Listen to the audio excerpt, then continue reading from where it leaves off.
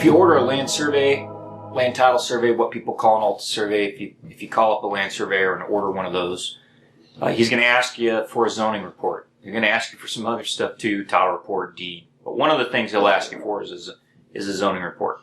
So what is a zoning report and why is the surveyor asking you for a zoning report? And it has to do with Table A, Item 6. So Table A is that list of optional things you can ask a surveyor to do on a land title survey. Usually it's the lender that comes up with that list. And if you check Table A, Item 6, then the surveyor is going to ask you for a zoning report, more than likely. So what is a zoning report? A zoning report is a technical report that conveys some information to you and to the land surveyor about the zoning for the parcel. Zoning is a type of land use regulation. It may include things in addition to zoning, some other types of land use regulations, but it's typically zoning. And this is the kind of information it has. So it's going to tell you how the parcel is zoned. Is it a residential high density, residential low density, light industrial, heavy industrial? Every jurisdiction has their own zones. So it'll tell you the zoning of the parcel. It'll tell you the building setbacks. It'll tell you building height restrictions. It'll tell you building size restrictions. So some places have maximum square footage. Some have floor area ratios, different things like that. I don't want to get into all the technical details. It may have building height limitations. It's probably going to tell you about the parking requirements for the parcel. So they'll put all that stuff in the zoning report, and then a lot of times, the problem with a lot of zoning reports is they're put together by these companies that usually are not local. So they're usually, the places that put together zoning reports are usually located in low cost of living states. And, they've got somebody working for them for $10 an hour that's doing these zoning reports. What they basically do is they just go grab the municipal code off the agency website and they cut and paste. That's basically what it is. So they're really low value.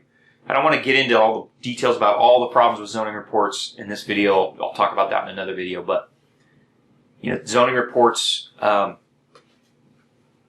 there's a lot of quality problems with zoning reports, so you just got to be aware of that. But that's basically what they have. So they take the zoning code that's related to your parcel and they basically cut and paste it into this technical report. So you're going to give that to the surveyor. Now, if you check Table A, Item 6, he's got to do a couple things. So I want to talk about the things that he has to do and some things that he doesn't have to do that people ask the surveyor to do. Could be a lady, could be a man, either one. So I want to talk about some of the things that you might ask a surveyor that she doesn't have to do. I'm not saying she won't do it, but she doesn't have to do it per the spec. Okay. So what does a land surveyor have to do if you give them a zoning report and check Table A, Item 6? So here's what she has to do. She has to plot the building setbacks if there's no interpretation needed, and we'll talk about that in a minute. She has to list the zoning of the subject parcel that's in the report. And she has to list the parking requirements and some of the building requirements. So if there's requirements for building height or floor area ratio, things like that, minimum square footage. Okay, so that's fine. That's not a problem. Essentially, all the surveyor's doing there is taking information on the zoning report and putting it on the face of the survey with the exception of setbacks. That's a graphical thing that the surveyor has to plot. And the reason we make the surveyor do that is because setbacks are typically an offset of a property line. Now, what are some things that you can't ask the surveyor to do? Well, no, you can ask the surveyor to do, but there's some things that she doesn't have to do even if you ask her, even if you check Table A, Item 6. So I want to talk about what those are. I'm going to leave setbacks for the last because they're the trickiest. So here's what she doesn't have to do. The land surveyor does not have to interpret zoning code. And she doesn't have to tell you if the existing site features or use of the site meet the requirements of the zoning code. So she doesn't have to tell you if your buildings are in compliance for height or size. She doesn't have to tell you if the buildings meet the existing setback. She doesn't have to tell you if the existing use is conformant with the zoning code. She doesn't have to tell you if your proposed use is conformant with the zoning code. She doesn't have to tell you if you have enough parking spaces per the zoning code. She doesn't have to do any of that. All she has to do is tell you what's there, existing conditions, and show you what's required by the code per the zoning report. Now, let's talk about setbacks. The surveyor has to show the setback. She has to show the setback if no interpretation is needed. Now, how do you know if you need to interpret, you need interpretation to plot building setbacks? It's tricky, and I'll tell you, most building setbacks need some level of interpretation. So, unless it's really clear, your surveyor, she doesn't have to plot those building setbacks.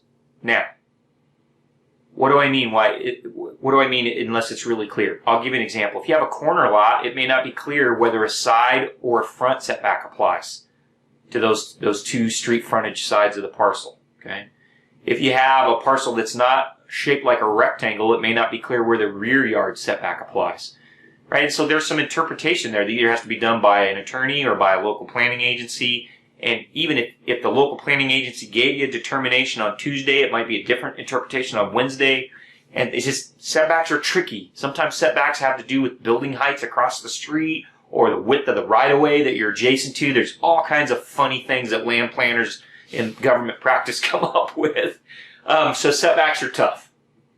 So just remember, your surveyor doesn't have to plot that setback if there's interpretation involved. Why do they not want to do that? Well, they're scared. They're scared that they're going to show a setback and it's wrong, and that a building that looks like it's in compliance is going to be later found to be out of compliance and violates the setback, and you're going to sue them.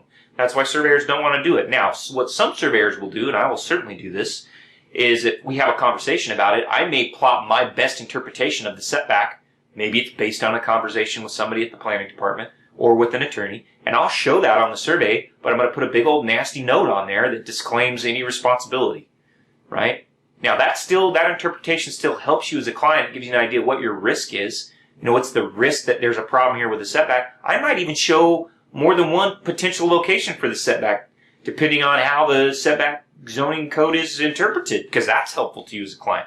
I'm willing to do some different things, and other surveyors may also be willing. But just remember, that's why surveyors are scared, right? Setbacks aren't always clear. They're open to interpretation, and you know, surveyors get sued over setbacks. So that's why we're nervous. So remember, even if you check Table A, Item 6, and you give your surveyor a zoning report, the surveyor does not have to interpret zoning code.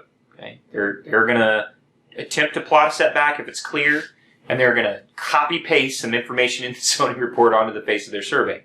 Now, you also need to remember the quality of the information. The zoning information that the surveyor is putting on the face of your survey is going to be based on the quality of your zoning report. If you get the cheapest zoning report you can find and they make a mistake in the zoning report, 9 times out of 10, that mistake is going to be reflected on the face of the land title survey.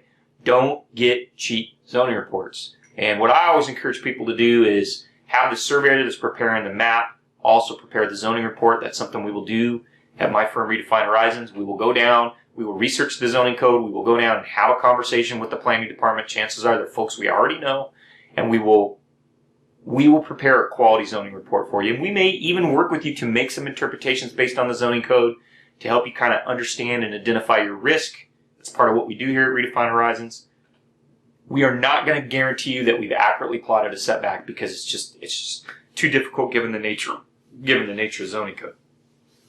So, you can check Table A Item 6, but understand what you're paying for, right? You're not really paying for the surveyor to do much. He's going to put some information from the zoning report on the front of the survey, and he's going to attempt to plot a setback, but he may not be able to.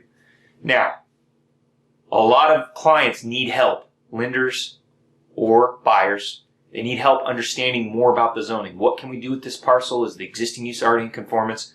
A surveyor can help you do that, but he's probably not going to want to do that on the face of the land title survey. That may not be the best place.